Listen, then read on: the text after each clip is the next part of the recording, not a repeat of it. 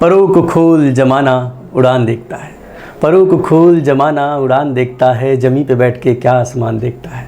Hello and नमस्कार, मैं शुभम दुबे आप सभी का मालवी एकेडमी के ऑनलाइन लर्निंग प्लेटफॉर्म पे स्वागत करता हूं। तो कैसे हैं आप सभी लोग अच्छे हैं, बढ़िया हैं। तो आइए करते हैं इस सेशन का शुभारंभ। तो सभी को राधे राधे, सभी को हर हर महादेव। बच्चों, आज इस क्लास में हम डिस्कस करने वाले हैं टॉप 50 PYQ। एक्चुअली ये सीरीज होने वाली है टॉप 100 PYQ की, जिसमें हम आज टॉप 50 PYQ के बारे में बात करेंगे। और कल की क्लास में दूसरी सेशन में दूसरा पार्ट जो होगा उसमें हम और 50 आपके जो टॉप एग्ज़ाम ओरिएंटेड PYQ के क्वेश्चन होंगे उनको लेकर आएंगे।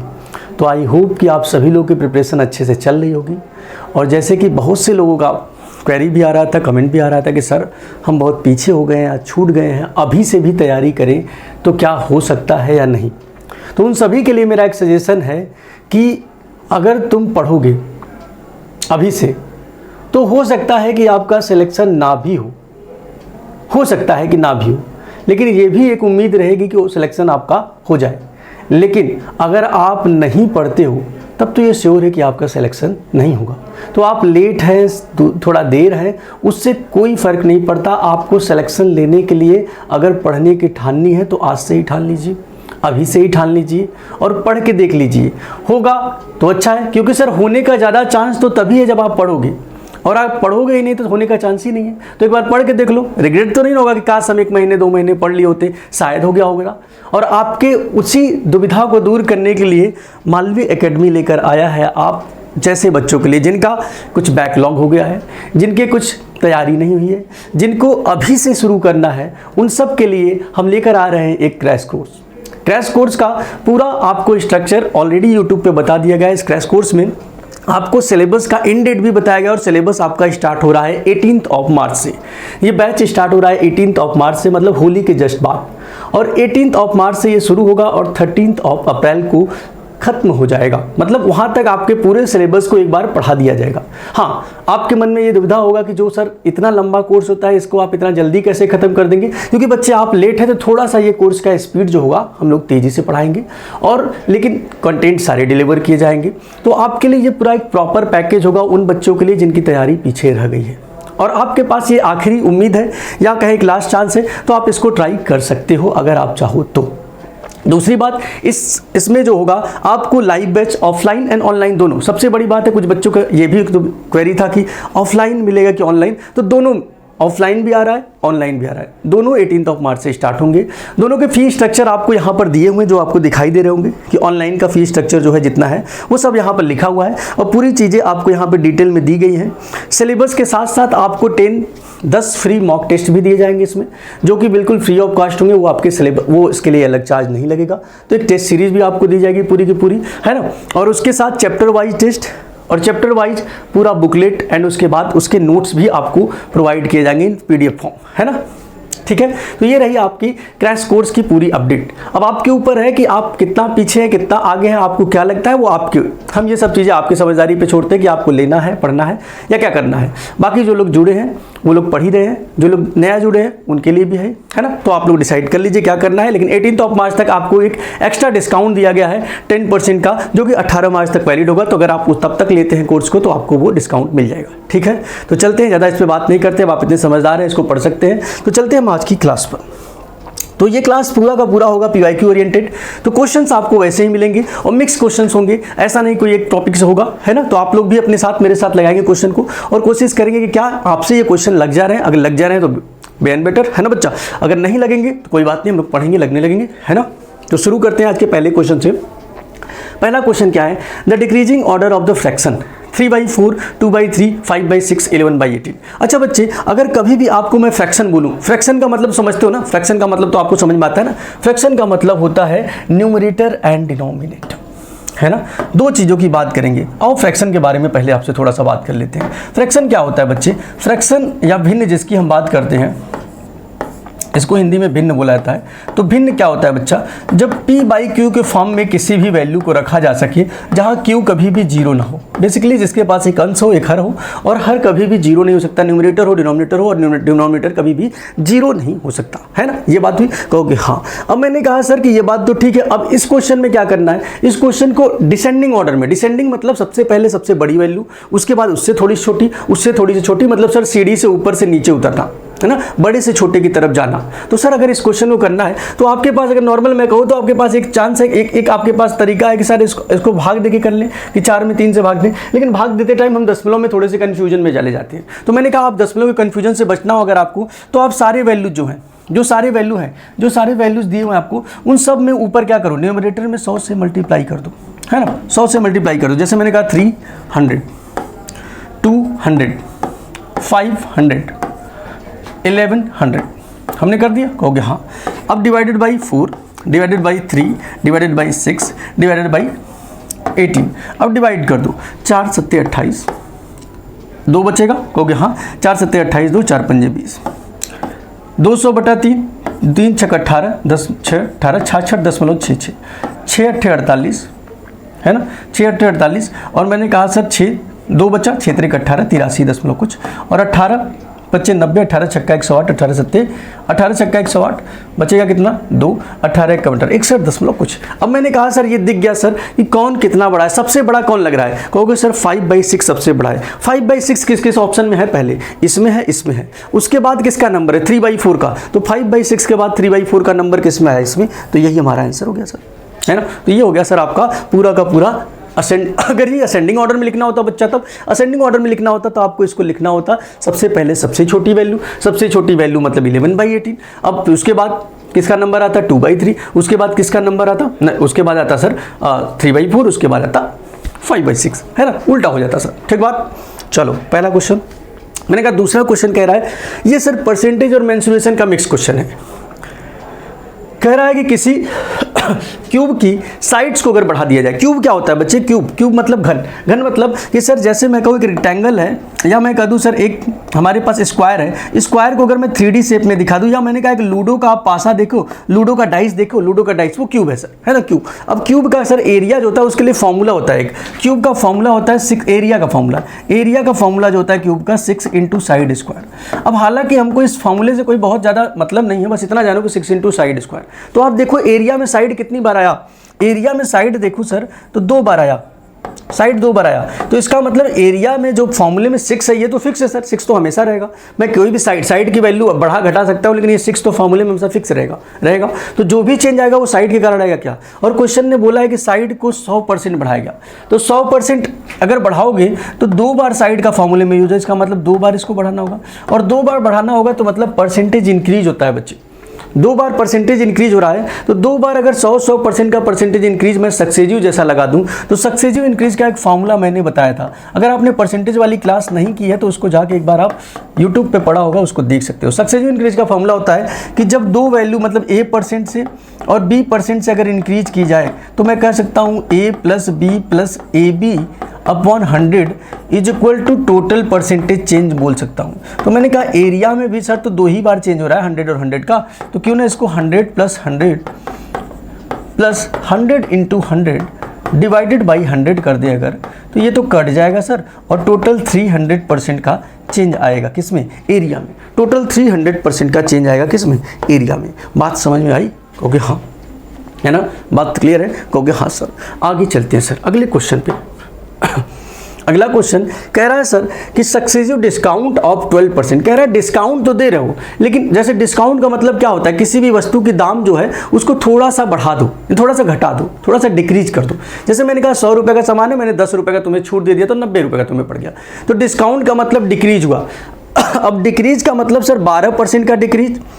पहले कह रहा है पहले दुकानदार ने 12% का डिक्रीज किया, डिस्काउंट दिया, फिर 20% का डिस्काउंट दिया मतलब डिक्रीज हुआ, और फिर 25% का डिक्रीज हुआ। अब मैंने कहा था बच्चे कि इसको कह सकते हो तुम कि सर ये 3 बार डिक्रीज हो रहा है, तो परसेंटेज डिक्रीज में अगर वैल्यू 3 बार डिक्रीज होगी तो उसको आप कह सकते हो सक्सेसिव डिक्रीज। लेकिन 3 बार के लिए तो सर आपने फॉर्मूला नहीं बताया, 2 बार के लिए आपने बताया है। मैंने कहा 2 बार अगर आपको पढ़ लिया आपने, तो बच्चे आप सक्सेसिव डिक्रीज को आप चाहो तो एक रेशियो मेथड होता है उससे भी कर सकते हो। ये रेशियो मेथड क्या कहता है बेटा, रेशियो मेथड कहता है, याद आया रेशियो मेथड कहोगे, हाँ याद आ गया। मैंने कहा 12% अगर है बच्चे तो इसको मैं चाहूँ तो 12/100 लिख सकता हूँ, कहोगे हाँ। 20% है, इसको मैं चाहूँ तो 20/100, परसेंट की वैल्यू को 20/100 या 20% की वैल्यू आपको याद होनी चाहिए 1/5। 12 का भले नहीं याद है तो 3/25 लिख दो। कैसे सर? 3 चौके 12, 25 चौके 100। हमने कहा ठीक। और 30% की वैल्यू, 25% की वैल्यू बच्चा, 25% की वैल्यू बच्चे 25/100, या मैं इसको कहूँ सर याद कर लूँ 25 चौके 100 1/4। तो मैं ये कह सकता हूँ सर नीचे जो होता है किसी भी वैल्यू का ओरिजिनल वैल्यू होता है, तो 25 पहले था, 12% बढ़ा तो 3 बढ़ गया, तो 25 पहले था, आज कितना हो गया? 28। अच्छा घटा है ना, घटा है, डिस्काउंट मतलब डिक्रीज। 25 पहले था, 3 घट गया तो 22 हो गया। मैंने कहा 5 पहले था, 1 घट गया तो 4 हो गया। 4 पहले था, 1 घट गया तो 3 हो गया। मैंने कहा ये घटने के बाद हो गया। मैंने कहा कुछ कट पिट रहा है क्या? नहीं सर कुछ नहीं कट रहा है। तो गुणा कर दो भाई, गुणा कर दो। 25 चौके 100 पंजे 500 और 22 चौके 22 तिहाई 66 चौके 4 छक 24 के 4 आते आया 2 और 4 छक 24 2 26 264। तो मैंने कहा कितने परसेंट का डिस्काउंट लगभग दिया सर उसने? कितने परसेंट का डिस्काउंट दिया? ध्यान से सुनो। मैंने कहा सर 12 3/25 होगा, 25 में से 3 कम हुआ 22। कहोगे सर ये 20 1/5, 5 में से 1 कम हुआ 4। और मैंने कहा सर ये 25 मतलब 4 में से 1 कम हुआ तो 3। ठीक बात? कहोगे हाँ। और मैंने कहा सर जब गुणा करोगे तो ये सीधे कह सकते हो सर कि 22 चौके 28, 8 त्रिक 24, 4 चौके 4 तिहाई 12। अच्छा ये कितना होगा? 22 चौके 88, 88 8 त्रिक 24, अच्छा 240 और 8 त्रिक 24 264 और ये 25 चौके 100 पंजे 500।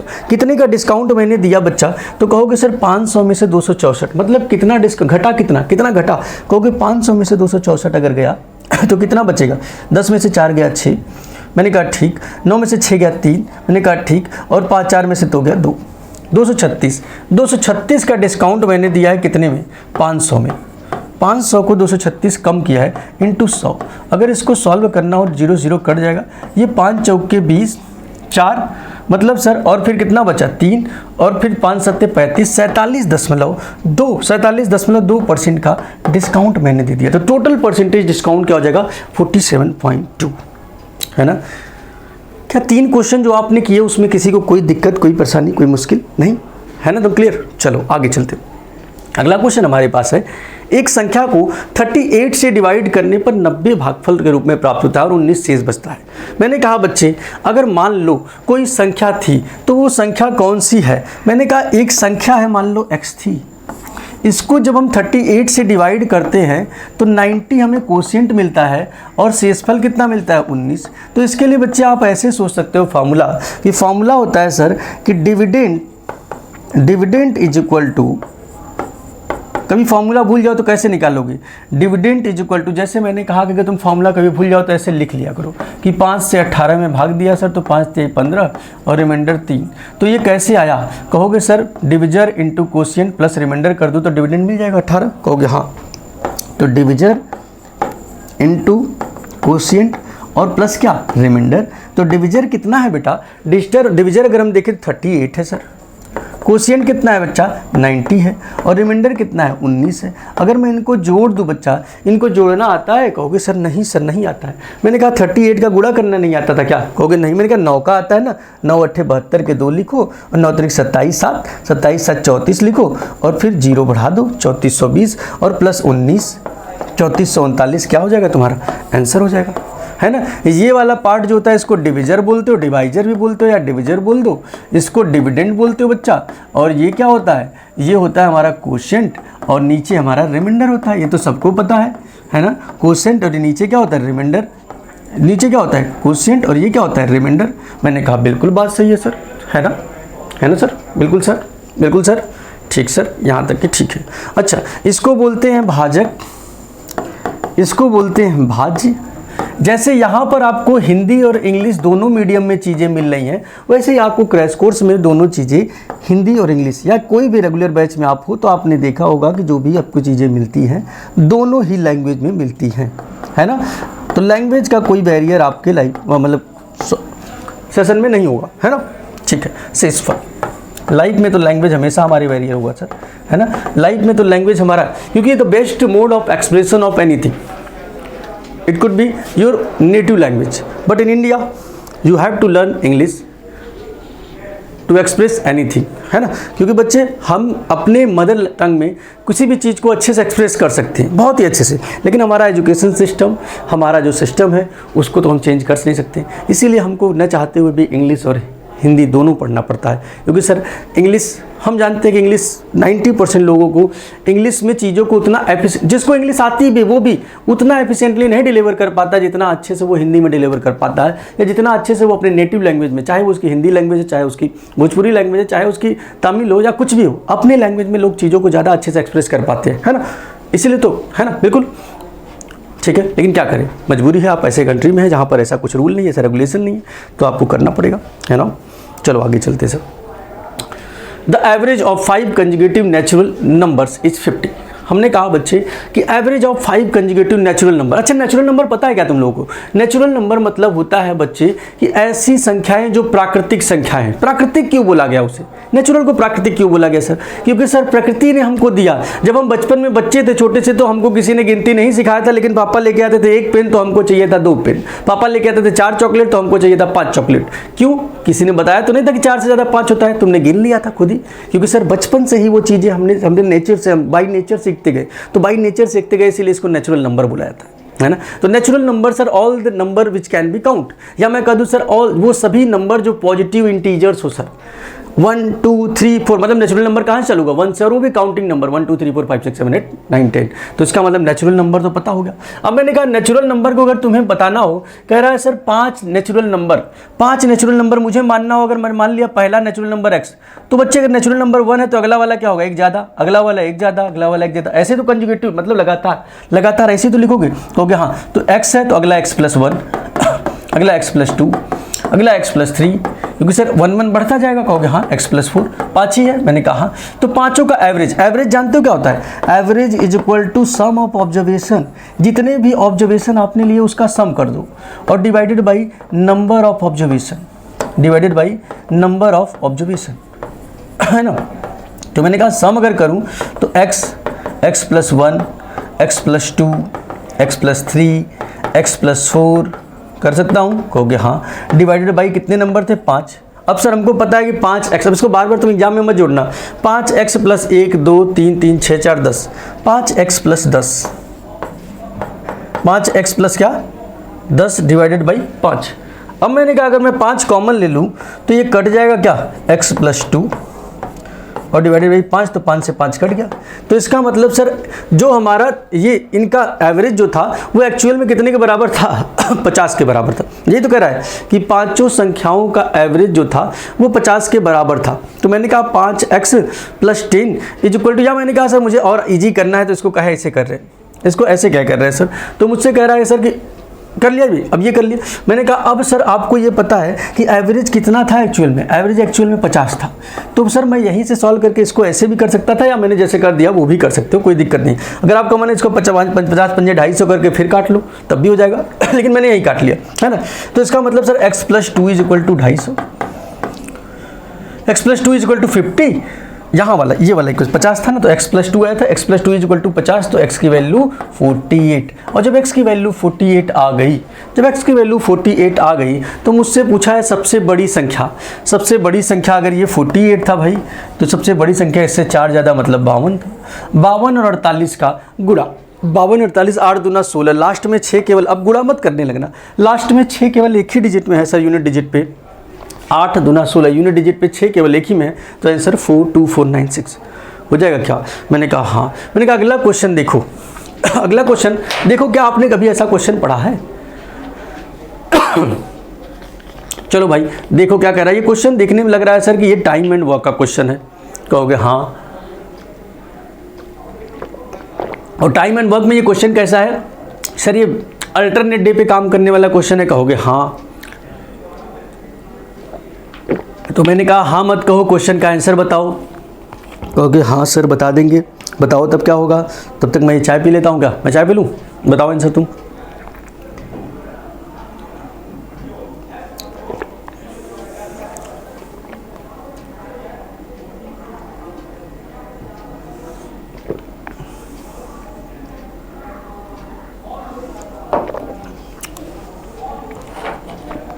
रवि एक काम को 40 दिनों में कर सकता है और सुधा उसी काम को 60 दिन में कर सकती है। मैंने कहा बच्चे, रवि किसी काम को 40 दिन में कर सकता है और सुधा उसी काम को 60 दिनों में कर सकती है। मैंने कहा दोनों मिलके कितना काम कर रहे हैं सर? अब दोनों मिलके तुम चाहो तो काम को 1 यूनिट भी मान सकते हो, लेकिन 1 यूनिट मत मांगना। तुम मानोगे क्या? 40 और 60 कैल्शियम ले लो उनके, क्योंकि सर इससे कटने वाली संख्या मानोगे ना तो बड़ी इजी हो जाएगा। मैंने कहा 40-60 कैल्शियम सर तो 120 कैसे सर? इतना जल्दी हो गया। 40 की टेबल में भी 120 आता है, 60 में भी 120, तो 40 तिया 120 और 60 दूना 120। तो मैंने कहा 40 दिन में कोई 120 यूनिट करता है तो 1 दिन में 40 तिया 120 3 यूनिट करेगा। ये तो 1 दिन का होगा, कहोगे हाँ। और ये 2 यूनिट करेगा, कहोगे हाँ। तो ये एफिशिएंसी आ गई इनकी, एफिशिएंसी की। 1 दिन में ये कितना काम करता है? तो कहोगे sir 3 unit per day, 3 unit per day, और ये 2 यूनिट पर डे। मैंने कहा बहुत सही, बात तो सही है सर। तो अब जब दोनों कर ही रहे हैं sir 3 unit per day 2 unit per day, तो हमसे कह रहा है कि वे पहले दिन सुधा से शुरू करके और वैकल्पिक दिनों में काम करते हैं। कह रहा है कि पहले दिन जब काम करने गए तो उन लोगों में झगड़ा हो गया था सर। सुधा थी और रवि, दोनों में बहुत भयंकर झगड़ा हुआ था। तो पहले दिन, अब मैं सुधा को S कर दे रहा हूँ, रवि को R कर दे रहा हूँ। तो पहले दिन सुधा आई तो कही कि हम अकेले काम करेंगे, 1 दिन मैं करूँगी तो 1 दिन रवि करेगा। हो गया, चलो सर बट गया बंटवारा कि 1 दिन तुम करो 1 दिन हम करेंगे। तो सुधा आएगी तो कितना काम करेगी? 2 यूनिट, और रवि आएगा तो कितना काम करेगा? 3 यूनिट। तो मैंने कहा सर ऐसे ही 2 यूनिट ये करेगा, 3 यूनिट ये करेगा। फिर सुधा आएगी तीसरे दिन 2 यूनिट करेगी, रवि चौथे दिन आएगा 3 यूनिट करेगा। फिर सुधा आएगी 2 यूनिट करेगी, रवि आएगा 3 यूनिट करेगा। मैंने कहा सर ऐसे कब तक 2-3 करते रहेंगे? हमको काम कितना कराना है? काम कराना है हमको टोटल 120 यूनिट। तो ऐसे 2-3 करते करते तो दिन बीत जाएगा सर। तो मैंने कहा ऐसा सोचो ना कि सर हर 2 दिन पे 2-3 करना ही है, हर 2 दिन पे दोनों को आना ही है। तो क्यों ना इनके 2 दिन को एक पेयर बना लिया जाए, 2 दिन का एक पेयर बना लिया जाए सर। तो 2 दिन में एक पेयर बनाया तो एक पेयर में 5 यूनिट काम होगा। तो बच्चे ऐसे कितने पेयर लगे होंगे काम करने में? तो मैंने कहा टोटल काम था 120 पेयर, टोटल काम था 120 यूनिट। 120 यूनिट काम है और मैं कहूँ कितना पेयर काम हुआ होगा? कितना पेयर काम हुआ होगा? पेयर, नंबर ऑफ पेयर, कितना पेयर काम किया होगा उन्होंने? कहोगे सर 120 यूनिट, एक पेयर में 5 काम, तो इसका मतलब 120/5 कर दी तो टोटल 24 पेयर काम हुआ होगा सर। और 24 पेयर, एक पेयर का मतलब 2 दिन, तो 24 पेयर का मतलब 48 दिन, 24 पेयर का मतलब 48 डे। तो हो जाएगा आंसर था तुम्हारा 48 डे। या तुम ऐसे गिनो कि 2-3-5 यूनिट, 2-3-5 यूनिट, पहला दिन, दूसरा दिन, तीसरा दिन, 14 दिन, ऐसा 48 दिन तक लिखते हुए जाओ। तो भाई तुम्हारे ऊपर है, तुम कैसे करना चाहते हो, है ना? बोलो यहाँ तक किसी को दिक्कत परेशानी नहीं? अगला क्वेश्चन कह रहा है सर लाल, हरे और नीले पेन वाले एक बैग में दिए गए क्रम में लाल पेन, हरे पेन और नीले पेन का, मतलब लाल, नीले और हरे पेन का अनुपात जो था वो 7:4:9 था। 7:4:9 था, 7:4:9 था। मतलब सर कौन कौन था? लाल थे, नीला थे, और कौन थे? हरा थे, मतलब ग्रीन थे सर, है ना? तो 7:4:9 के रेशियो में ये लोग थे। मैंने कहा ठीक बात। तो मैंने कहा सर 7 मतलब कि सर रेशियो क्या बोलता है कि 7:4 मतलब 7 का मल्टीपल ये रहा होगा, ये 4 का मल्टीपल रहा होगा, ये 9। तो मैंने कहा सर मान लो 7x रहा होगा, ये 4x रहा होगा और ये 9x। प्रोपोर्शनल कांस्टेंट सर, मैंने कहा था ना कि जो भी रेशियो होगा सब सेम, मतलब अगर इसमें भी 10 से गुणा तो इसमें भी 10 से हुआ होगा, इसमें भी 10 से गुणा होगा, क्योंकि रेशियो है सर तो बिल्कुल सेम से घटेगा बढ़ेगा, है ना? हो गया हाँ। तो 7x + 4x + 9x मिला के कितना हुआ? 9 4 13 7 20x। 20x की वैल्यू टोटल बैग में कितनी थी? 320 पेन। मैंने कहा भले सबका अलग अलग नहीं पता, लेकिन टोटल पेन तो पता है ना। तो x की वैल्यू कितनी? x की वैल्यू 20 एकम 20, 20 छक्का 120, 16। x की वैल्यू 16 पेन। मैंने कहा x की वैल्यू 16। तो मैंने कहा क्या पूछा है? उनमें से कितने लाल थे? लाल कौन है? ये। तो 7 × 16 करोगे तो 16 सत्ते 7 छंग 42, 112। 16 सत्ते 112। 112 पेन था सर लाल वाला पेन कितना था? 112। अगला क्वेश्चन, ऐसा ही क्वेश्चन अभी मैंने कराया था शुरू में ही कि समबाहु त्रिभुज की एरिया में क्या चेंज होगा। तो एरिया का फॉर्मूला क्या होता है समबाहु त्रिभुज का? √3/4 इंटू साइड का स्क्वायर। मतलब सर साइड इंटू साइड। हमको पता है सर √3/4 से तो कुछ चेंज होने वाला है नहीं। साइड और साइड मतलब दोनों साइड 34% और 34% बढ़े होंगे, तो लगा दो sir successive increase. Total percentage change in area अगर मुझे निकालना हो तो मैं कह सकता हूँ पहली बार 34, दूसरी बार 34, पहली बार 34, दूसरी बार 34 डिवाइडेड बाई 100। सॉल्व करना आता है 68 प्लस 34 गुणे 34 अगर मैं सॉल्व करूँगा तो कितना हो जाएगा। 34 का स्क्वायर निकालना नहीं आता क्या, ऐसे निकाल लिया करो। 34 का स्क्वायर 3 त्रिका 9, 4 चौके 16 और 3 चौके 12 दूना 24, एक अंक छोड़ के। इसको बताया था ना मैंने, 6 4 1 5 9 2 11, 1156। तो सर 1156/100 या मैं कह दूँ सर 11.56 68 प्लस 11.56 11.56 मतलब 79.56% का टोटल चेंज हुआ। कितना प्यार से ये क्वेश्चन हो गया। बहुत मुश्किल है क्या? नहीं ना, मुश्किल तो नहीं है, बिल्कुल आसान है सर। कहोगे हाँ बात तो सही है सर। अगला क्वेश्चन बच्चे हमारे पास है सम ऑफ एन टर्म का। बच्चे सम ऑफ एन टर्म का अगर कभी पूछा जाए तो बच्चे आप लिख लो एक formula. Sum of n natural number अगर पूछा जाए, sum of n natural number, sum of first n natural number, sorry n natural number अगर पूछा जाए तो कहोगे n into N plus 1 divided by 2। लेकिन sum of first n square natural number पूछा जाए तब आप कह सकते हो भाई कि ये फॉर्मूला हो जाएगा sir n into N plus 1 into 2n plus 1 divided by 6। अब आपसे पूछा क्या है, 3 का स्क्वायर और प्लस 3 के पावर 8। मतलब सर ये ऐसे चल रहा है, पहले 3 है फिर 3 का स्क्वायर। अच्छा ये तो सर सम अप नहीं चलेगा क्या? मैंने कहा नहीं सर ये तो सम नहीं चलेगा, ये तो नॉर्मल क्वेश्चन हो गया। मैंने तो फालतू में इतना ज़्यादा लगा दिया, कोई बात नहीं सॉल्व कर लो। 3 क्यूब मतलब सर सबको लिखना है और सॉल्व करना है। 3 के पावर 4, तो अगर मैं देखूं 3 के पावर 4 डॉट डॉट 3 के पावर 8 तक जा रहा है तो बच्चे या तो मेरे पास ऑप्शन है कि 3 के पावर 8 तक सॉल्व कर लूँ, कहोगे हाँ। या तो मेरे पास ऑप्शन है इसको लिखोगे तो 3 और इसको r की वैल्यू, मैंने कहा सर इसको देखो एक जीपी चल रहा है क्या, 3 का गुणा होके बढ़ रहा है आगे, 3 का गुणा, जीपी ज्योमेट्रिक प्रोग्रेशन चल रहा है सर। ये जीपी चल रहा है क्या, ज्योमेट्रिक प्रोग्रेशन, गुणोत्तर श्रेणी सर, गुणोत्तर श्रेणी क्या कहता है कि देखो भाई हम ऐसे होते हैं कि हम सीरीज में लिखे जाएंगे, पहले 3 आया तो फिर 9 आ गया, 9 आया तो फिर 27 आ गया, 27 आया तो फिर 81 आ गया। मतलब अगर मेरे में से इसको डिवाइड करोगे 9/3 करूँ सेकंड में से फर्स्ट को तो ये 3 से बढ़ रहा है, 27/9 करूँ तो ये भी 3 ही आ रहा है, 81/27 करूँ तो ये भी 3 ही आ रहा है। मतलब 3 का मल्टीपल होकर बढ़ रहा है, तो यही तो बढ़ रहा है, 3 का स्क्वायर, 3 का क्यूब, 3 का 4।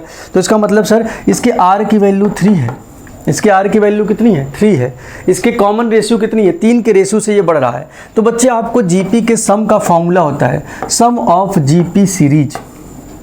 सम ऑफ जीपी सीरीज अगर निकालना चाहूँ मैं तो उसके लिए फॉर्मूला होता है बच्चे a इंटू आर के power n-1 divided by r-1। ये फॉर्मूला लिख लो, ये फॉर्मूला होता है। ये फॉर्मूला कब लगता है, जब r की वैल्यू 1 से ज़्यादा हो, कॉमन रेशियो की वैल्यू 1 से ज़्यादा हो। कभी कभी r की वैल्यू अगर 1 से कम होगी तो उसके लिए फॉर्मूला थोड़ा सा चेंज हो जाता है। क्या हो जाता है तब फॉर्मूला हो जाता है कि a r के पावर n-1 ने a1 माइनस r के पावर n हो जाता है और डिवाइडेड बाई 1 माइनस r हो जाता है। ये हो जाता है जब r की वैल्यू 1 से छोटी हो। लेकिन यहाँ तो सर r की वैल्यू 1 से ज़्यादा थी तो सॉल्व कर लो। a मतलब पहला टर्म 3 है, r मतलब कॉमन रेशियो 3 है, 3 के पावर n मतलब कितने टर्म है 1 पावर 2 पावर 3 पावर 8 तक मतलब 8 टर्म है, -1 डिवाइडेड बाई 3-1। ठीक है, कहोगे हाँ। तो 3 के पावर 8 सबको पता है क्या होता है नहीं पता है, वही तो दिक्कत है सर। कोई बात नहीं सर, सॉल्व कर लेंगे बाबू। मैंने कहा सॉल्व कर लेते हैं सर। 3 के पावर 8 अगर मैं सॉल्व करने जाऊँ तो सर 3 त्रिका 9 त्रिक 27, 3 के पावर 3 27, 3 के पावर 4 81, 3 के पावर 5 243। मैंने कहा 3 के पावर 4 81, 3 के पावर 5 243 और 3 के पावर 6 243 गुणे 3। मतलब सर कितना हो जाएगा 3 त्रिका 9 त्रिक 27, 3 त्रिका 9 मतलब 2 तिहाई 6 और 40 तिहाई 3 त्रिका 9, 3 चौके 12 और 3 दूना 6 7 729, 3 के पावर 7 अगर मैं सॉल्व करूँ बच्चे तो कितना हो जाएगा 729 गुणे 3 मतलब 9 त्रिक 27 के साथ आते आए 2 7, ये थोड़ा सा लेंदी क्वेश्चन है। 3 दूना 6 2 8 और 3 सते 21, 2187 गुणे 3 फिर से कर लो भाई, 3 के पावर 7 21 1 हाथे आया 2 और 3 अट्ठे 24 2 26 और 3 एकम 3 2 5 और 3 दूना 6 6561, 6561 आया सर इसका 3 के पावर 8।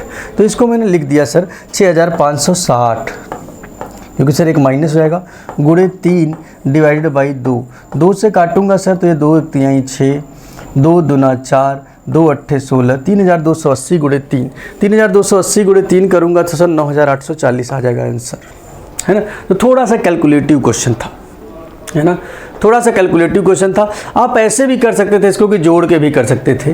तो एपी जीपी का भी फॉर्मूला याद करो, अर्थमेटिक प्रोग्रेशन ज्योमेट्रिक प्रोग्रेशन से भी हो सकता है ये। अच्छा आगे चलते हैं सर। एक सिपाही, थोड़े थोड़े क्वेश्चन के लेवल थोड़े आपको अच्छे दिखेंगे अब, है ना, क्वेश्चन के लेवल थोड़े अच्छे दिखेंगे। तो भाई अच्छे क्वेश्चन भी आते हैं एग्जाम में, ऐसा तो है नहीं कि सारे क्वेश्चन नॉर्मल ही आएंगे, कुछ क्वेश्चन बढ़िया भी रहेंगे। तो उन क्वेश्चन को कैसे करेंगे उस देखो। कह रहा सर एक सिपाही ने 200 मीटर दूर से एक चोर को देखा, कह रहा सिपाही ने पीछा करना, मतलब एक चोर था, चुट्टा था, एक तो चोर था, वो भाग रहा था, चोरी करके भाग रहा था। अब चोर देखा कि चुट्टा जा रहा आगे, तो अब पीछे पीछे पुलिस दौड़ना चालू किया। पुलिस का कहूँगा पीछे दौड़ेगा ना, आगे थोड़ी ना दौड़ेगा। तो कहोगे हाँ पीछे दौड़ेगा सर, तो दौड़ेगा सर तो 8 किलोमीटर पर आवर से दौड़ रहा था और चोरवा कितने से भाग रहा था, चोरवा 6 किलोमीटर पर आवर से भाग रहा था। अब मैंने कहा चोर आगे निकलने से पहले, चोर को पकड़ने से पहले या चोर से क्रॉस करने से पहले बताओ कितनी दूर दौड़ पाएगा। पुलिस जब तक पकड़े तब तक चोर कितनी दूर दौड़ पाएगा, यही पूछा गया है। तो मैंने कहा सुनो सर, आप एक बात समझ लो पहले, एक टर्म होता है रिलेटिव स्पीड, आपने पढ़ा भी होगा, नहीं पढ़ा होगा तो थोड़ा सा बता दे रहे हैं आपको। सापेक्ष गति, सापेक्ष गति क्या कहता है कि जब दो लोग एक दूसरे के आगे पीछे दौड़े, ये S1 से जाए ये S2 से जाए इसकी स्पीड, तो सर इनका रिलेटिव स्पीड जो होता है वो एक्चुअल में घट जाता है। मतलब सर पीछे वाला आगे वाले को थोड़ा सा घटा देता है, तो इस स्पीड से दौड़ेगा। क्यों सर? क्योंकि मानो अगर तुम चोर थे 10 किलोमीटर पर आवर से दौड़ रहे हो और यहाँ पर एक पुलिस तुम्हारा दोस्त है वो 20 किलोमीटर पर आवर से भाग रहा है, तो भाई ये जब 20 किलोमीटर इसका पीछा करेगा तो उस टाइम पे ये भी तो 10 किलोमीटर दौड़ेगा, तो एक्चुअल में कितना पीछा कर पाएगा, 10 ही किलोमीटर ना। तो रिलेटिव स्पीड में क्या कहता है, रिलेटिव स्पीड में कहता है कि चोर का पुलिस पीछा कर रहा है तो पुलिस चोर से कहता है देखो भाई तुम भी दौड़ोगे हम भी दौड़ेंगे, जाएंगे थक और पकड़ा तो जाओगे ही तुम, क्योंकि मैं तुमसे ज़्यादा स्पीड से आ रहा हूँ। तो ऐसा काम करता हूँ, तुमसे मैं 10 किलोमीटर ज़्यादा स्पीड से आ रहा हूँ तो मैं तुम बैठ जाओ वहीं पे, आराम करो वहीं पे बैठ जाओ, मैं अपनी स्पीड 10 किलोमीटर कम कर दे रहा हूँ, तब भी मैं उतने ही टाइम में तुमको पकड़ूंगा जितना तुम दौड़ते टाइम पकड़ाओगे।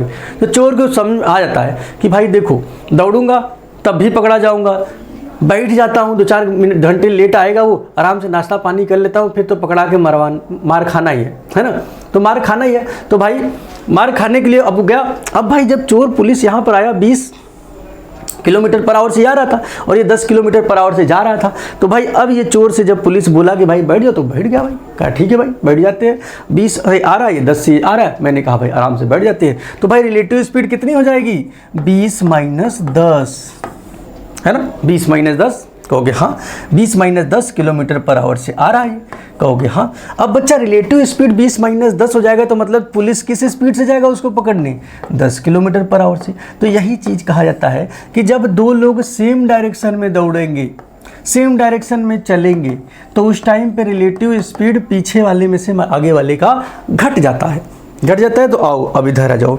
अब मैंने कहा भाई कि चोर ने पुलिस को कहाँ देखा था, 200 मीटर आगे देखा था। कितना आगे देखा था, 200 मीटर। तो मैंने कहा भाई 200 मीटर अगर आगे उसने देखा, 200 मीटर अगर उसने आगे देखा तो यहाँ चोर था भाई, यहाँ चोर था और यहाँ पे कौन था, पुलिस था।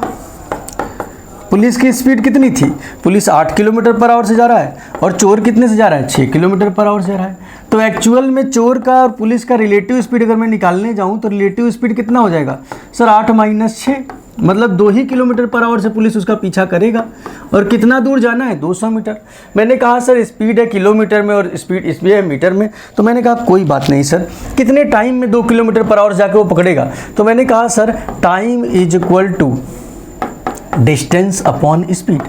तो टाइम कितना लगेगा बच्चे, डिस्टेंस कितना जाना है चोर को पकड़ने के लिए, 200 मीटर, और speed sir kilometre per our में है। तो किलोमीटर को मीटर पर सेकंड में बदला जा सकता है। कैसे, देखो ध्यान रख लो ये भी कि किलोमीटर पर आवर अगर है तो मीटर पर सेकंड में जाने के लिए हमको 5/18 से गुणा करना पड़ता है। और मीटर पर सेकंड अगर है तो किलोमीटर पर आवर में जाने के लिए हमको 18/5 से। याद कैसे करोगे सर, जब बड़े से छोटा तो छोटे से गुणा और छोटे से बड़ा तो बड़े में गुणा, है ना। अब याद हो गया सर ये, तो हो गया हाँ। तो 2 गुणे 5/18। मैंने कहा सर ये 2 पंजे 10 है तो ये काट देगा इसको 20 बार में। कितनी बार में, 20 बार में। 10 दूना 20, 20 बार में। और 20 गुणे 18 है तो इसका मतलब सर टोटल कितना सेकेंड, 20, 18 दूना 36, 360 सेकेंड में पुलिस ने चोर को पकड़ा। 360 सेकेंड का मतलब क्या होता है, 6 मिनट। 360 सेकेंड मतलब 6 मिनट। कितना मिनट बच्चे, 6 मिनट, है ना। 6 मिनट कहोगे हाँ, 360 सेकेंड ना भाई, कहोगे हाँ। 360 सेकंड में चोर ने पकड़ दिया 6 मिनट में। लेकिन अब क्या पूछा है, तो चोर आगे निकलने से पहले कितना दूर पकड़ाया होगा। दिक्कत ये है सर कि उसने ये नहीं पूछा था कितने मिनट बाद पकड़ाया, पूछा होता तो 6 मिनट लिख देते, लेकिन उसने बोला कि बताओ कितनी देर दूरी पर जाके चोर पकड़ाया होगा। तो ऑब्वियस सी बात है कि जो पुलिस है वो भी 6 मिनट बाद ही तो पकड़ा है, तो पुलिस कितना दौड़ा होगा, 6 मिनट। तो बताओ 6 मिनट में पुलिस कितना चलेगा। मैंने कहा सर ये बताओ कि 6 मिनट में क्या पुलिस की स्पीड कितनी थी, 8 kilometre per our. 8 kilometre per our, और आपको पता है distance is equal to speed into time होता है। तो अगर पुलिस 8 किलोमीटर पर आवर से दौड़ता तो कितना किलोमीटर, 8 किलोमीटर पर आवर से दौड़ रहा है तो 8 किलोमीटर पर आवर, और टाइम कितना ले रहा है, 6 मिनट या 360 सेकेंड। मैंने कहा सर किलोमीटर में लेके जाऊंगा तो कभी भी आंसर हमारा आएगा नहीं, इसको मीटर में चेंज कर दो। 8 गुणे 5/18 की स्पीड से 360 सेकंड चला, स्पीड इनटू टाइम। 8 गुणे 5/18 मैंने इसको चेंज किया, 18 दूना 36 हो गया हाँ 20। तो सर 800 मीटर पे पकड़ा उसने। कितने मीटर पे पकड़ा, 800 मीटर पे। आंसर गलत हो गया क्या, 8 किलोमीटर पर आवर से पुलिस जा रहा था ना, कहोगे हाँ 8 किलोमीटर पर आवर जा रहा था। तो पुलिस 8 किलोमीटर पर आवर से गया और 6 मिनट में पकड़ा है ना। 6 मिनट मतलब 360 सेकंड। 360 सेकंड से गया तो चोर आगे निकलने से पहले कितनी दूर दौड़ पाएगा। अच्छा चोर कितना दौड़ पाएगा, चोर तो 600 मीटर दौड़ पाएगा ना। तो 800 मीटर पे पकड़ा, 800 मीटर मतलब पुलिस यहाँ था और चोर इससे कितना आगे था, 200 मीटर आगे था। अब बताओ तुम खुद ही कि पुलिस अगर 800 मीटर दूरी पर पकड़ा, कहाँ पर, 800 मीटर दूरी पर। ये क्वेश्चन बड़ा कॉन्सेप्चुअल है, ध्यान से पढ़ना। 800 मीटर की दूरी पर अगर पकड़ा बच्चे तो इसका मतलब कि पुलिस 800 मीटर चला है, चोर तो इससे 200 मीटर आगे ही था ना। तो चोरवा कितना चला होगा भाई, तो चोरवा तो 600 मीटर चला होगा ना भाई। तो देखो तुम्हें क्वेश्चन में कितना ज़्यादा ट्विस्ट किया था, है ना। ये बहुत ही प्यारा क्वेश्चन था भाई कि चोर जो है वो 600 मीटर चला होगा। चोर कितनी दूरी पर पकड़ाया गया होगा, 600 मीटर चल पाया होगा ना भाई। तो ये क्वेश्चन बहुत ही अच्छा है, इसको एक बार फिर से देखना, आपका पूरा रिलेटिव स्पीड का कॉन्सेप्ट क्लियर हो जाएगा, है ना। ठीक है, ठीक बाबू, ठीक, चलो आगे चलते हैं। अब देखना इस क्वेश्चन को देख के ये मत सोचना सर ने बड़ा टाइम ले लिया। भाई सर टाइम इसलिए लिए क्योंकि रिलेटिव स्पीड तुमको समझाना था। पहले रिलेटिव स्पीड समझे, फिर क्या होता है, कैसे मीटर को चेंज करते हैं, किलोमीटर को चेंज करते हैं, फिर उसके बाद क्योंकि आपको केवल आंसर नहीं बताया जा रहा ना बाबू, आंसर नहीं, आपको समझाना भी है ना। तो समझ में आ रहा है ना। ऐसा नहीं कि आप पहली बार पढ़ रहे हो तो आपको लग रहा होगा कि नहीं मज़ा नहीं आ रहा है। आप कितनी बार भी पढ़े, कोई पहली बार भी पढ़ रहा होगा तो भी उसको ये क्वेश्चन समझ में आ जाएगा जब मैं बताऊँगा तो। ठीक बात कि नहीं, बोलो ठीक बात है ना, बोलो भाई, है कि नहीं, है ना। चलो आगे चलते हैं। तो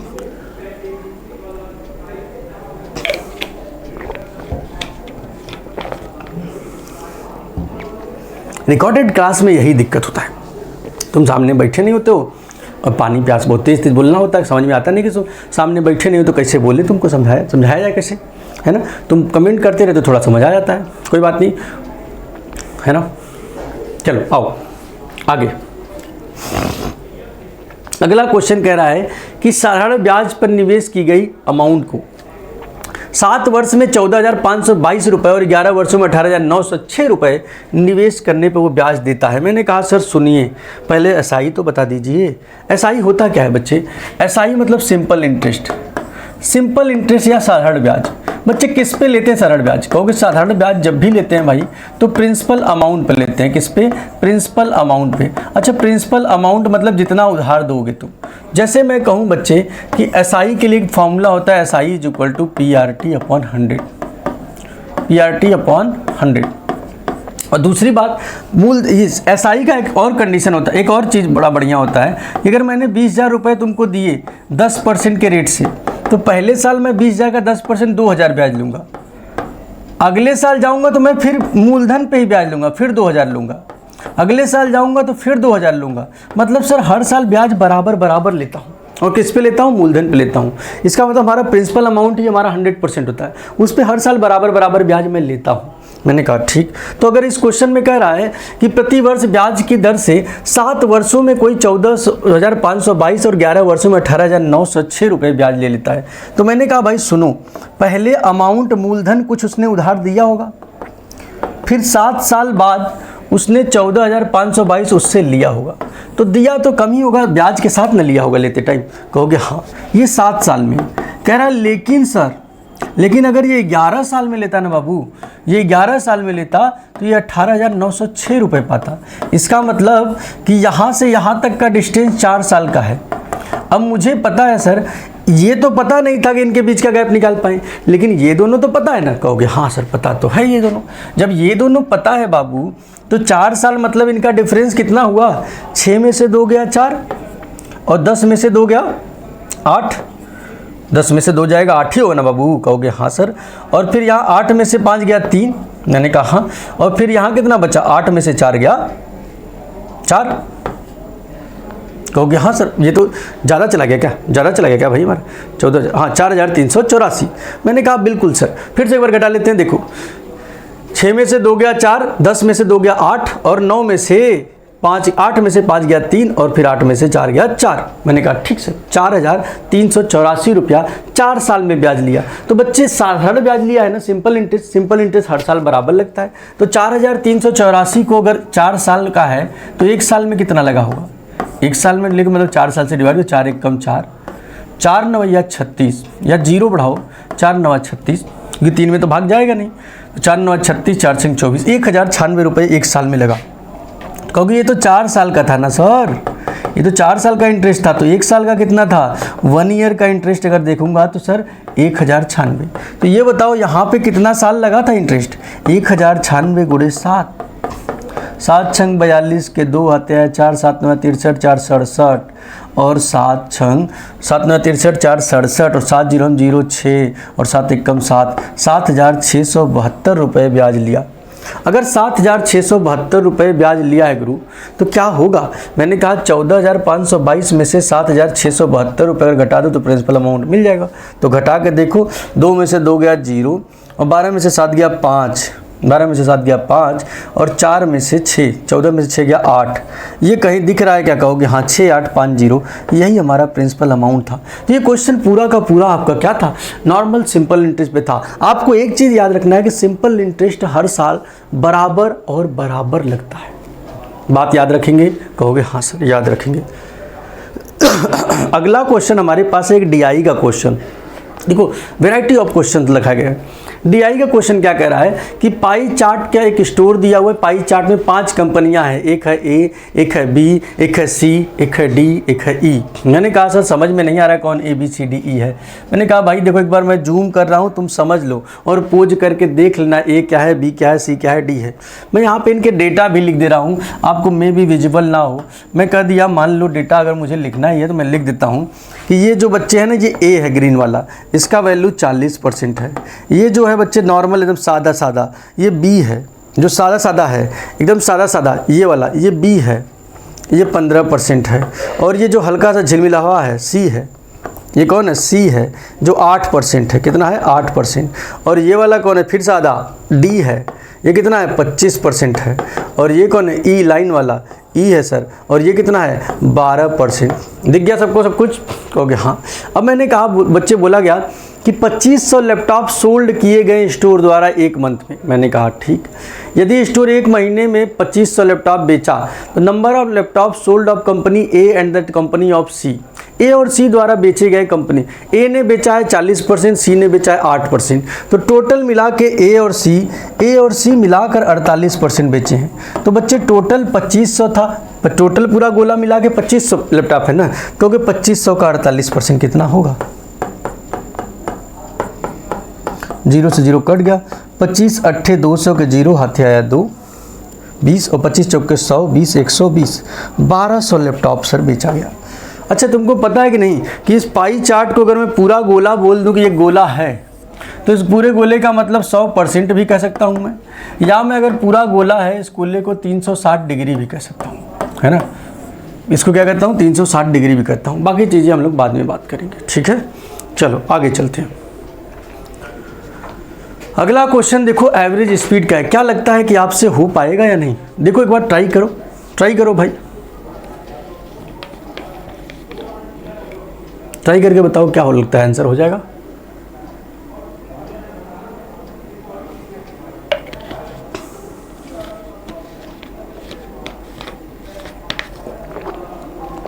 कह रहा है Shubham covers certain distance with 2 different speed, he travels at the rate of 40 km/h for 6 hours and again at the rate of 45 km/h for 6 hours. Find his average speed. Shubham 2 अलग अलग गति से एक निश्चित दूरी तय करता है। मैंने कहा ठीक सर।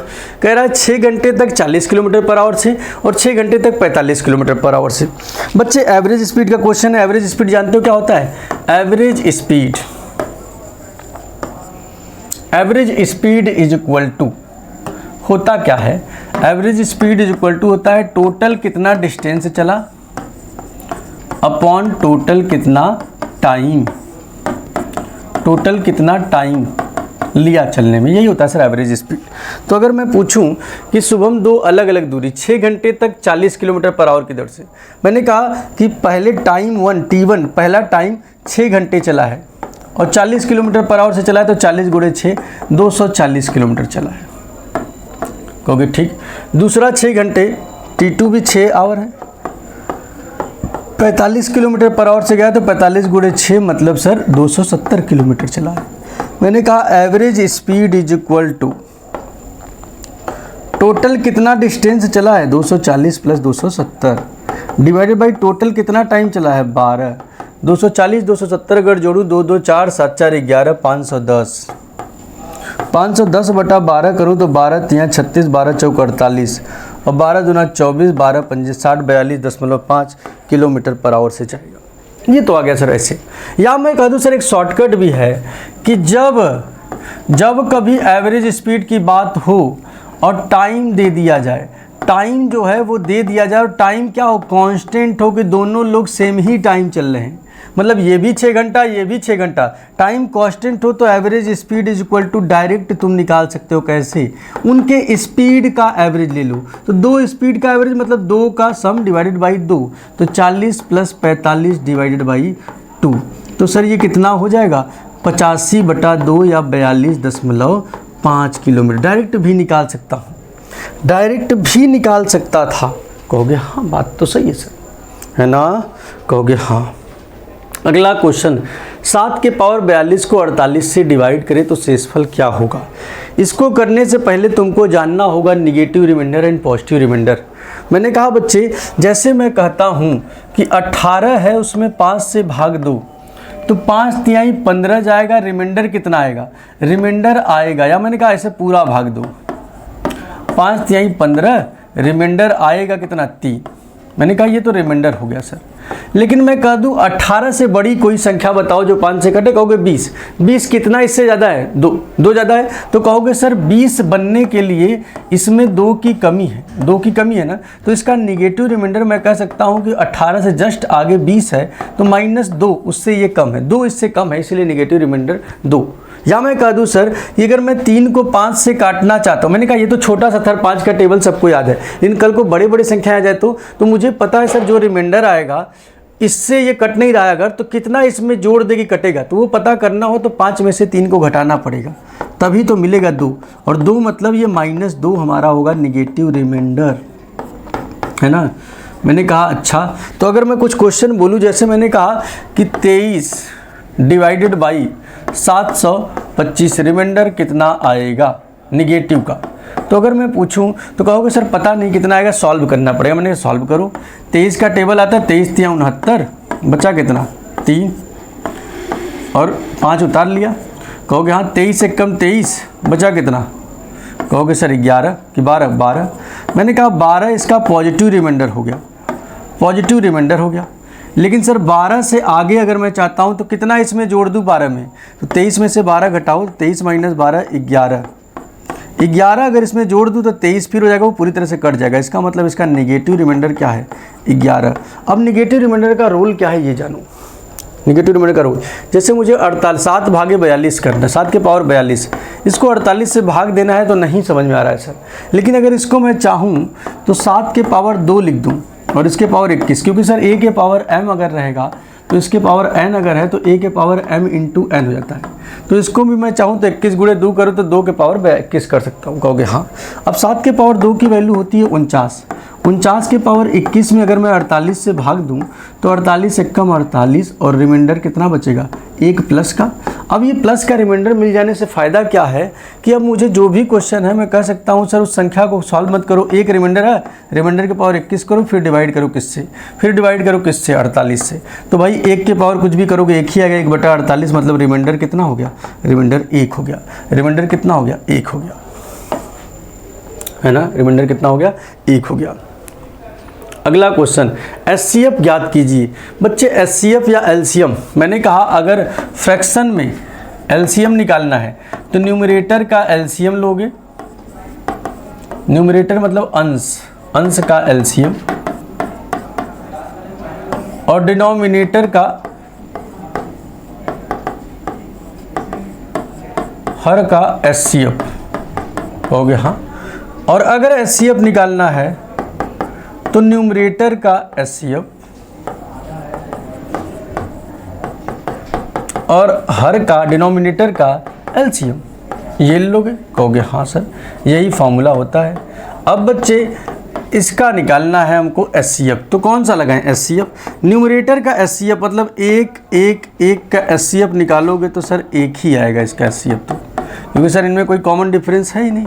और एलसीएम 48, 60, 74 का अगर मुझे निकालना है तो मैंने आपको 2 मेथड बताया था, या तो 48, 60 का फैक्टर कर लो कि सर ऐसे कर ले कि 48 है, 60 है, 74 है, 48 को काटो तो 12 गुणे 4, या मैं कर दूँ सर और तोड़िए तो सर ये 4 3 12 मतलब सर 2 गुणे 2 गुणे 3 मतलब 2 गुणे 2 गुणे 2 गुणे 2 गुणे 3 मतलब 2 के पावर 4 गुणे 3।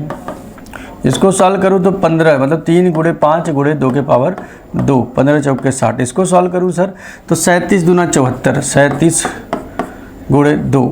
अब मैंने कहा था एलसीएम निकालते टाइम सर जो है 2 के पावर मैक्सिमम कितना पावर है 2 के पावर 4, 3 के पावर मैक्सिमम कितना पावर है 1, और 5 के पावर मैक्सिमम कितना पावर है 1, और 37 के पावर मैक्सिमम पावर 37। तो ये हो जाएगा सर एलसीएम। अब इसको सॉल्व करना है तो 8 गुणे 3 गुणे 5 गुणे 37 करो। मैंने कहा 8 त्रिक 24 पंजे 120, 120 गुणे 37। अगर गुणा नहीं करना आता तो 12 का टेबल आता है, 12 सत्ते 84 के 4 हाथी आया 8, और 12 तिया 36 8 44। तो सर 12 तिया 36 8 44 444। तो हमारा आंसर जो हो जाएगा, गुणा कर दिएगा आपने गलत 8 त्रिक 24 पंजे 120 गुणे 7। मैंने कहा एक जीरो बढ़ा भी दे दूंगा 4440, 12 सत्ते 84 के 4 आते हैं, 12 36 8 44, 4440 डिवाइडेड बाई 1। एलसीएम। अच्छा 2 के पावर 4 है ना तो 16 होगा ना भाई, 16 होगा ना तो 2 गुणा और हो जाएगा मतलब 44 44 2, तो इसका मतलब सर 8880। तो सर एलसीएम हमारा हो जाएगा 1/8880। सॉल्व कर सकता हूँ, कहोगे हाँ। अब या फिर तुम इसको चाहो तो ऐसे भी इसका एलसीएम निकाल सकते हो कि 48, 60 और 74, जो डंडा विधि होता है इससे भी निकाल सकते हो। कहोगे हाँ बात तो सही है सर। अगला क्वेश्चन, 15% पर वर्ष की दर से, कह रहा है सर कि 15% पर ईयर की दर से 8,000 पर चक्रवृद्धि ब्याज के बीच अंतर क्या होगा? 8,000 पर चक्रवृद्धि ब्याज के बीच अंतर क्या है 2 वर्षों के लिए जब ब्याज वार्षिक रूप से संयोजित होता है? अच्छा, कह रहा है सर एक अमाउंट है 8,000, अगर 15% के रेट से मैं ब्याज पे दे रहा हूँ तो एक बार 2 साल के लिए दिया और एक बार मैं कंपाउंड इंटरेस्ट लिया जब मैं उसी अमाउंट को 8 मंथ के लिए दिया सेम रेट से। मैंने कहा भाई मतलब 2 टाइप से क्वेश्चन करना है। पहले बताओ अगर 8,000 पे मैंने कहा 8,000 रुपये अगर 2 साल के लिए कंपाउंड इंटरेस्ट पे दिए गए, कंपाउंड इंटरेस्ट मतलब सर CI का मतलब होता है बच्चे जैसे 8,000 रुपये है 2 सालों के लिए तुमने दिया तो 15% के रेट से दिया, तो पहले साल भी 15% ब्याज लिया और दूसरे साल भी 15% ब्याज लिया, हो गया। हाँ, तो 8,000 का 15% अगर निकालने जाऊँ तो 8,000 का 10% 800 और 5% 4 1200 आएगा। मैंने कहा 1200 इस साल 1200 इस साल मिलेगा, कहोगे हाँ। और मैंने कहा सर मूलधन का ये तो ब्याज तुमने ले लिया, लेकिन सर पहले साल तो ठीक था कि कोई हमारे पास ब्याज नहीं था, सेकेंड ईयर में जब मैं जाऊंगा तो इस ब्याज पर भी 15% ब्याज लगेगा, इस ब्याज पर भी 15% ब्याज लगेगा, तो 12,000 का 15% 120 60 180 हो जाएगा। तो सर एक्चुअल में 2 साल का ब्याज तब हो जाएगा हमारे पास 2580 रुपया। मैंने कहा ठीक, और मैंने कहा लेकिन सर दूसरा केस कह रहा है यही 8,000 रुपये अगर मैं ब्याज उतना ही रेट रखूं 15% के रेट से, लेकिन सर अब 8 मंथ पे ब्याज लूँगा, तो बच्चे पहले 8 मंथ बोल रहा हूँ और रेट मैं ईयरली दिया हूँ, तो 8 मंथ का रेट कितना होगा? तो मैंने कहा सर 12 मंथ में 15% रेट है तो 1 मंथ में 15/12 कहोगे हाँ। तो 8 मंथ में 1 मंथ वाले से गुणा कर दो तो 15/12 गुणे 8। तो मैंने कहा ये 4 तिहाई 12, ये 4 दूना 8, ये 3 चौके 12, तो 4 दूना 8%। कितना परसेंट सर? 8%। मैंने कहा फिर से देखो भाई 15%, 4 तिहाई, अच्छा ये 3 चौके 12 और यहाँ क्या होगा 8, नहीं 4 दूना 8, 4 तिहाई 12 और 3 चौके 3 पचे 15, 3 पचे 15 होगा ना भाई, 3 पचे 15, तो ये 10%। कितना परसेंट? 10%। या तुम ऐसे भी सोच सकते थे सर कि 15% 1 साल का मतलब 12 महीने का, तो 4 महीने का 5%, उसका तीसरा पार्ट 8 महीने का 10% हो जाएगा, कहोगे हाँ। अब मैंने कहा सर यही 8,000 अमाउंट अब 10% पे देना है, लेकिन सर अब ईयरली नहीं हर 8 मंथ पे लेना है। तो बच्चे 8,000 अमाउंट अगर 2 साल के लिए 8-8 मंथ पे दोगे तो कितनी बार ब्याज लोगे? पहले 8 मंथ पे लोगे, फिर 16 मंथ पे लोगे और फिर 24 मंथ पे लोगे, कहोगे सर हर 8-8 मंथ पे लेंगे। बिल्कुल बात सही कह रहे हो, इसका मतलब सर 2 साल में 3 बार लेंगे। अब आपको पता है रेट कितना है 10%, तो पहली बार लिया होगा 8,000 का 10% तो 800, यहाँ भी आया होगा तो 800 लिया होगा, यहाँ भी आया होगा तो 800 लिया होगा, मतलब तीनों साल 800 ले लिया। मैंने कहा अगले साल अब इस 800 पे ब्याज लेगा 10% तो 80 लिया होगा। मैंने कहा अब तीसरे साल गया तो 3 ब्याज दिख रहे थे 1 2 3, तो पहले इन दोनों पे लिया 80 और इस पे भी लिया 80 और इस पे फिर 10% लिया तो 8, तो टोटल कितने ब्याज हो गए? क्योंकि 8 8 24, 8 3 24, 8 8 24, 8 3 24, 2640, 2648, 2648 ब्याज। पहले कितना ब्याज था? 2580। 2580 अगर 2648 में से घटा दूंगा तो ब्याज का डिफरेंस 68 रुपये। बड़ा ही प्यारा क्वेश्चन था, है ना। ब्याज का डिफरेंस कितना हो जाएगा? 68 रुपये। बोलो यहाँ तक किसी को कोई दिक्कत, कोई परेशानी, कोई मुश्किल, कोई समस्या, कोई दुख दर्द पीड़ा कुछ भी है क्या? नहीं है, बिल्कुल नहीं है, कर लेंगे।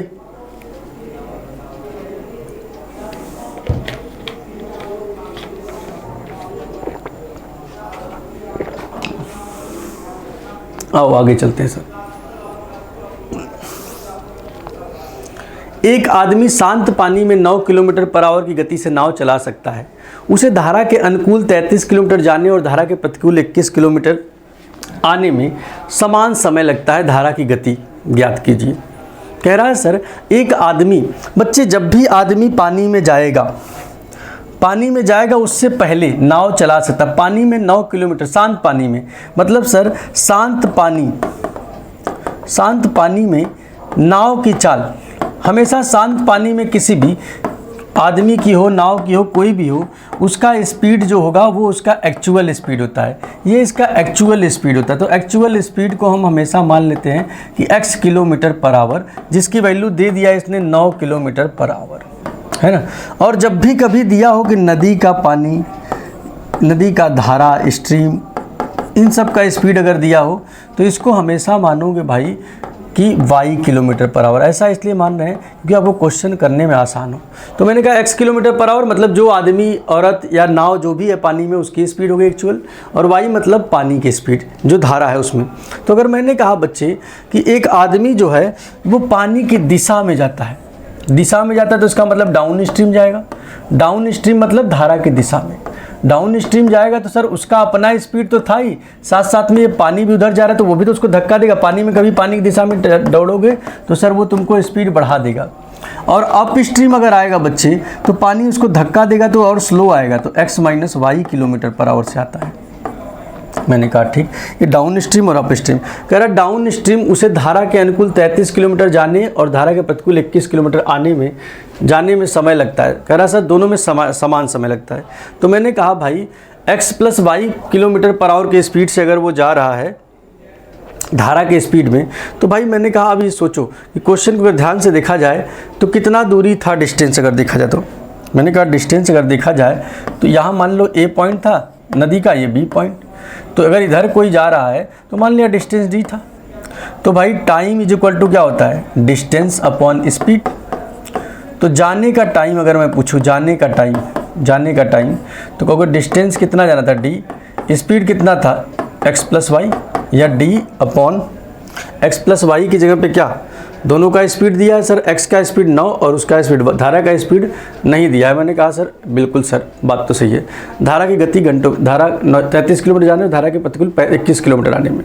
मैंने कहा ठीक सर, अनुकूल धारा के 33 किलोमीटर जाने और 21 किलोमीटर आने में समय। अरे ये तो क्वेश्चन गलत है, ये तो क्वेश्चन गलत है भाई। क्वेश्चन कैसे गलत है भाई, धारा के अनुकूल 33 किलोमीटर जाने, नहीं सही है और प्रतिकूल 21 किलोमीटर, सही है क्वेश्चन सही है। अब मैंने कहा भाई x plus Y kilometre per hour से जा रहा है, ठीक है, और x माइनस वाई किलोमीटर। तो मैंने कहा अगर इससे अगर मुझे टाइम निकालना होता यहाँ पर तो इसका टाइम क्या आता है, distance upon x plus Y, t1 आ जाता है। ये तो जाने का टाइम, आने का टाइम कहोगे sir t2 is equal to ये आने का टाइम, तो कहोगे सर डिस्टेंस अपॉन स्पीड मतलब d upon x minus Y. मैंने कहा ठीक बात। अच्छा बताओ T1 और T2 दिया है क्या, कह रहा है सर कि T1 T2 नहीं दिया लेकिन जाने और आने का डिस्टेंस दिया है कि गया है 33, आया है 21, तो ये गया है सर 33 स्पीड तो 33 बटा x प्लस वाई, और ये आया है 21 स्पीड तो 21 बटा x माइनस वाई। टाइम दोनों का बराबर कह दिया है, कह रहा है ये टाइम और ये टाइम बराबर है, तो मैं कह दूँ क्या कि T1 के time is equal to T2 का टाइम, तो 33 बटा x plus Y is equal to 21 बटा x माइनस वाई।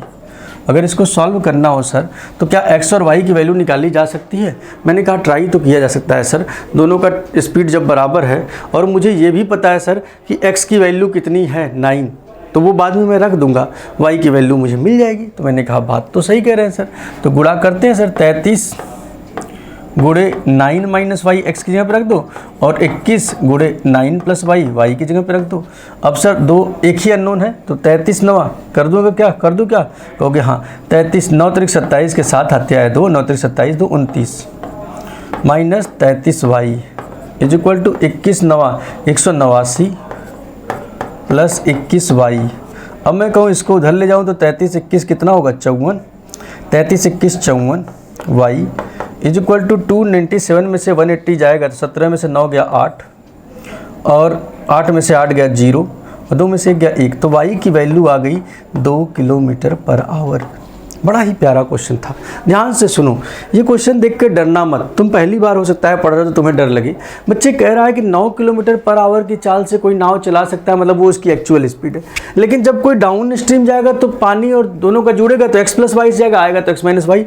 तो मैंने कहा जाते टाइम भी सेम डिस्टेंस जा रहा है, आते टाइम भी सेम डिस्टेंस, तो distance upon speed 33 upon x plus Y और आते टाइम 21 बटा x माइनस, दोनों का टाइम कह रहा है जाने और आने का सेम है, तो T1 T2 को बराबर रखा है, x प्लस वाई की वैल्यू निकाल लोगे क्या आप भी, कहोगे हाँ।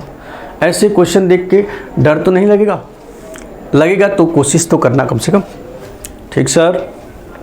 कह रहा है सर एक बेईमान आदमी है ना सर, कह रहा है सर वो अपने माल को लागत मूल्य पर बेचने का दावा करता है लेकिन 1 किलो की बजाय 800 ग्राम का यूज करता है। मैंने कहा बच्चे तुम ऐसे सोचो कि CP पे कोई सामान खरीदा और SP पे बेचा। मैंने CP पे सामान खरीदा मान लो 1000 ग्राम, 1000 रुपये का, कहोगे हाँ। तो 1000 ग्राम खरीदा, लेकिन बेचते टाइम मैं उसे 800 ग्राम ही सामान दे रहा हूँ, 800 ग्राम सामान दे रहा हूँ, उससे पैसा कितने का ले रहा हूँ, 1000 ग्राम का, कहोगे हाँ बात तो सही है। मैंने कहा सर जब तुम्हारे पास से सामान 800 ग्राम ही जा रहा है तो मतलब तुम्हारा सीपी तो 800 ग्राम का ही गया ना, और पैसा तुमने उससे कितने का लिया, 1000 ग्राम का। तो सर पैसा कितना था वो तो भूल जाओ, लेकिन इनको तो काटा जा सकता है ना, 8 और 10, मतलब सर सीपी और एसपी का रेशियो 4 और 5 का हो गया। तो सीपी 4 था, एसपी 5 था, तो एक ज़्यादा में बेचा है क्या, तो प्रॉफिट हुआ कि लॉस, तो प्रॉफिट हुआ सर एक का कितने पे, 4 पे, तो 25% का प्रॉफिट हो गया। 1/4 का मतलब 25% का प्रॉफिट हो गया। तो ऐसे भी क्वेश्चंस आपके पास आ सकते हैं और आपको इनको ऐसे ही करना है। बोलो यहाँ तक किसी को दिक्कत परेशानी मुश्किल, कुछ भी दिक्कत, कुछ भी मुश्किल, कोई भी परेशानी, बोलो भाई, है क्या किसी को? नहीं, एकदम बढ़िया, सब कुछ बढ़िया है।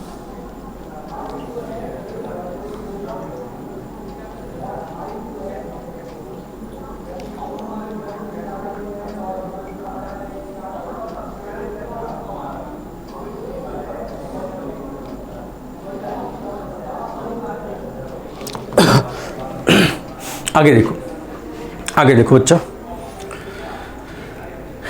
Find the fourth proportion of that number. बच्चे प्रपोर्शन जानते हो क्या होता है प्रपोर्शन? आओ बात कर लेते हैं प्रपोर्शन के बारे में।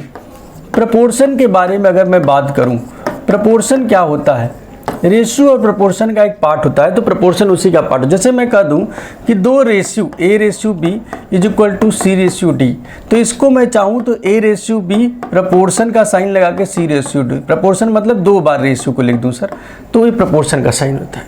तो अगर मैं तुम्हें कभी लिख दूं 2/5 और प्रपोर्शन 3/x, तो तुम कह सकते हो sir 2/5 is equal to 3/x। तो x की वैल्यू अगर तुमसे मैं निकालने के लिए कहूँ तो 5 3 15/2 7.5 कह सकते हो, कहोगे हाँ बात तो सही है। मैंने कहा अब इसी में होता है बच्चे, एक होता है मीन प्रपोर्शन, कहोगे हाँ, और एक होता है बच्चे थर्ड प्रपोर्शन। तो मीन प्रपोर्शन पहले पढ़ लेते हैं। मीन प्रपोर्शन क्या कहता है बच्चा? मीन प्रपोर्शन कहता है आपसे कि जब भी आपको 2 वैल्यू दे दिए, ए और बी 2 वैल्यू है, इसके मीन का प्रपोर्शन बता दो, मतलब बीच वाला प्रपोर्शन, मतलब मध्यानुपात। तो बच्चे मध्यानुपात हमेशा मानोगे कि बीच में आएगा। तो मैंने कहा ए था ही, इसके बीच में x जो है उसका मध्यानुपात मान लो, और ये b था। अब क्या करोगे, इनको अरेंज करो कि a आया और x के साथ रेशियो मिला लिया, b गया, इसके आगे कोई था ही नहीं, तो सर b के आगे कोई नहीं था तो किसके साथ रेशियो मिलाए, तो यहाँ पे लगा प्रपोर्शन का साइन पहले, तो ये गया, इधर कोई मिला नहीं, तो ये इधर ही लौट के आया कि भाई मेरे साथ रेशियो बनाओगे, तो ये मान गया कि चलो ये तुम्हारे साथ भी बना लेते हैं। तो यहीं से अब ये क्या हो जाएगा, a/x, और इसको क्या लिख सकते हो, x/b, क्योंकि ये तो इक्वल का साइन होता है। तो यहाँ से अगर मैं x² हो जाएगा, ये क्या हो जाएगा a/b। तो यहाँ से अगर मैं सॉल्व करूँ तो x की वैल्यू √a/b आ जाएगी। तो सर यहीं से मीन प्रपोर्शन का एक फॉर्मूला निकल के आता है कि आप कह सकते हो जिन संख्याओं का मीन प्रपोर्शन निकालना उन्हीं का गुणा करके अंडर रूट निकाल लो। या मैंने कहा फॉर्मूला मत रटो, ये ऐसे कर लो। इससे क्या फ़ायदा होगा, कल को मान लो मुझे थर्ड प्रपोर्शन भी अगर पूछ लिया गया, तृतीय अनुपात भी अगर मुझसे पूछ लिया गया बच्चा, तृतीय अनुपात भी अगर पूछ लिया गया, तो मैं सीधे सर ऐसा बोल सकता हूँ, क्या बोल सकता हूँ कि सर a और b 2 संख्या थे और मान लो तीसरा अनुपात x आ गया, कहोगे हाँ। तो a और b तो आपस में रेशियो बना लिए, x गया, आगे कोई था ही नहीं, तो मीन प्रपोर्शन यहाँ प्रपोर्शन लगाया और b से आया, कहा भाई कि मेरे साथ बना लो, तो b के साथ बीच वाला बना लिया 2 बार। तो a/b is equal to b/x। अब मैं x की वैल्यू निकाल लूँगा। सर फॉर्मूला क्यों रटना बार बार, कहोगे हाँ सर। मैंने कहा ऐसे ही सेम फोर्थ प्रपोर्शन भी हो सकता है। फोर्थ प्रपोर्शन अगर पूछा जाएगा तो कहोगे sir fourth proportion is equal to, अगर कभी पूछा जाए या चतुर्थानुपात पूछा जाए तो भाई चतुर्थानुपात अगर निकालना हो तो सर बस नॉर्मल सी बात है कि मेरे पास अगर एक संख्या है, एक संख्या b है, एक संख्या c है, तो चौथा अनुपात हमसे पूछा गया है। तो a गया b के साथ बना लिया, फिर प्रोपोर्शन का साइन लगा, c गया, इसके आगे x था तो c x के साथ, इसको किसी के पास लौट के आना नहीं पड़ा, सीधे बन गया सर। तो a/b is equal to c/x, solve हो गया। x की वैल्यू ऐसे निकाल सकता हूँ। तो अब इस क्वेश्चन में मैंने कहा सर नहीं याद है फॉर्मूला, कोई बात नहीं, 125 196 625 इसका फोर्थ प्रोपोर्शन मान लिया x था, तो भाई 125 और 196 एक साथ बनाएंगे और 625 और x एक साथ बना लेंगे। कहोगे हाँ बात तो सही है सर। अब क्या होगा, x की वैल्यू 125 से काटू कट जाएगा, 125 पंजे 4 चुके 4 5 बार में कट जाएगा। तो सर x की वैल्यू 196 गुणे 5 आ गया। मैंने कहा 196 गुणे 5 आ गया। तो सॉल्व नहीं कर पाओगे क्या, गुणा करना आता है ना। 5 छक्का 30 के 0 हाथे आया 3, 5 9 45, 3 48 और 5 एकम 5 4 9, 980। देखिए कितना प्यार से निकल गया। बोलो निकला कि नहीं, बहुत आराम से निकाला जा सकता है। कहोगे हाँ सर। तो जब भी mean proportion, third proportion, fourth proportion इन सब की बात करें तो आप क्वेश्चंस को ऐसे कर सकते हो।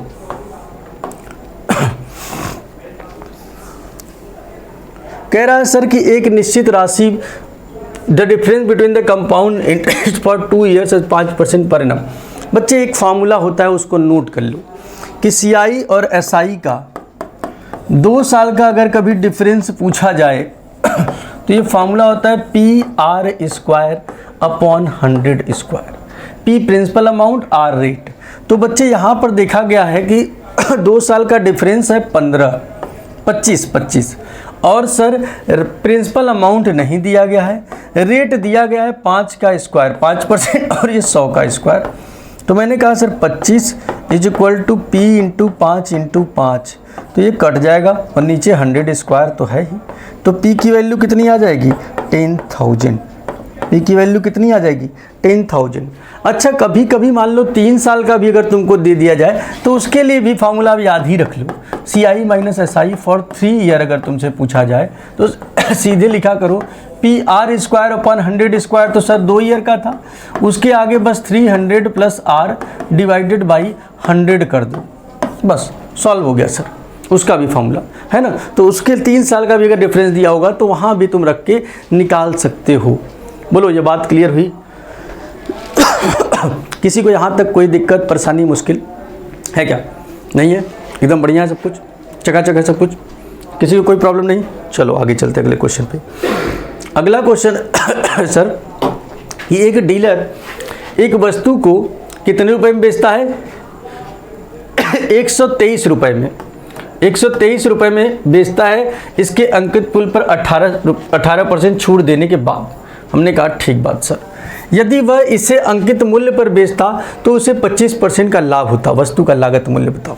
मैंने कहा भाई हमसे कह रहा है कि जब भी तुमसे अंकित मूल्य की बात कही जाए तो 2-3 चीज़ें होती हैं बच्चे, एक होता है CP, एक होता है SP, एक होता है MP। MP मतलब मार्केट प्राइस या फिर अंकित मूल्य।